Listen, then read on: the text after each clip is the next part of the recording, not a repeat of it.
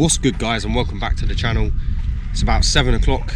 We're heading out on the boat with the Frenchman today, and I am absolutely frothing for this. I cannot wait. I would always recommend you guys going on this course. What I've heard from it is absolutely incredible. You can learn a ton of knowledge in just a small time with this guy, so I'm really excited for this. Look at the conditions though, crystal, not even a drop of wind on the sea. Absolutely awesome. So I cannot wait for this. We're just waiting for Ben to turn up. It's me, Ben, heading out today, and yeah, I cannot wait what we get up to, and I'll take you through the story with us. So what are we waiting for? Let's go get suited.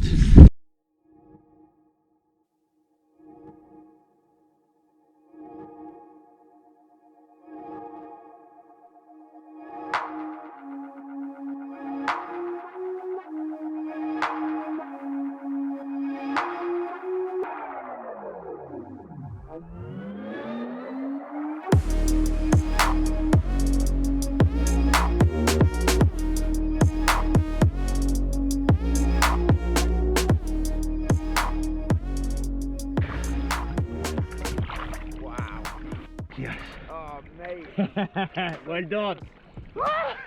So first thing, Max took us out to a really calm spot where we was practicing some duck dives. He was teaching us some techniques to be able to efficiently get to the bottom as quickly as possible without using as much energy.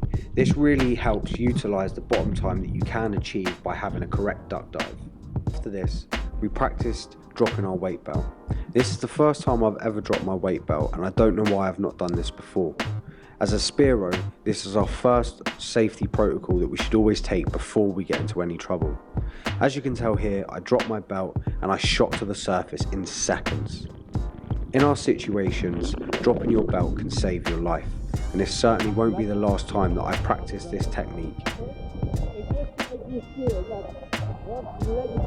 After this, he taught us how to recover a belt that we have just dropped without the added weight on our bodies.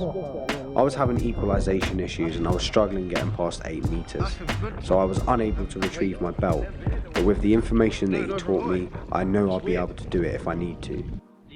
We then went on to a few more safety briefs about how to get an unconscious person onto the boat if the problem ever arose.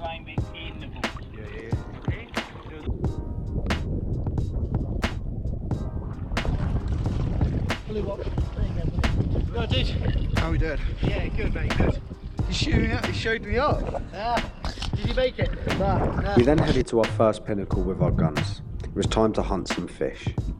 On my first dive down, we was on a pinnacle that started at around 8 meters and dropped off to about 15. I was still struggling with my ear, and I really didn't want to push it and cause any more issues and stop me from diving for a long time by causing some damage. So I managed to just stick around the 8 meter mark on top of the kelp, just enough to realise there was no life. On my second dive down, at roughly around 8.5 meters, I looked to my right and there was 2 bass come cruising in.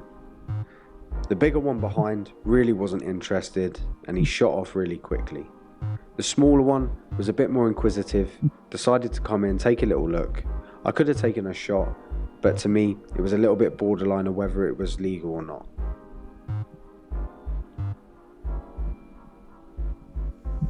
I think the one who stayed close was that was probably too small, I would have said.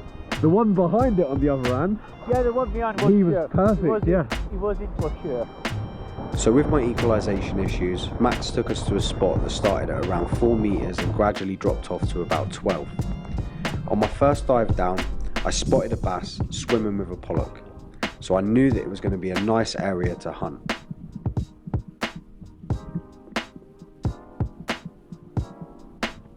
I carefully got myself into the kelp, tracked the bass as it circled around me,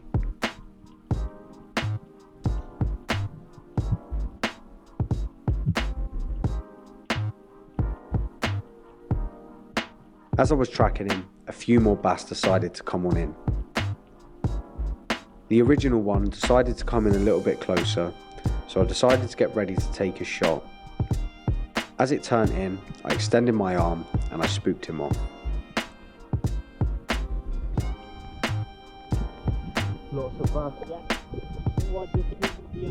Yeah, he comes round And there's water there.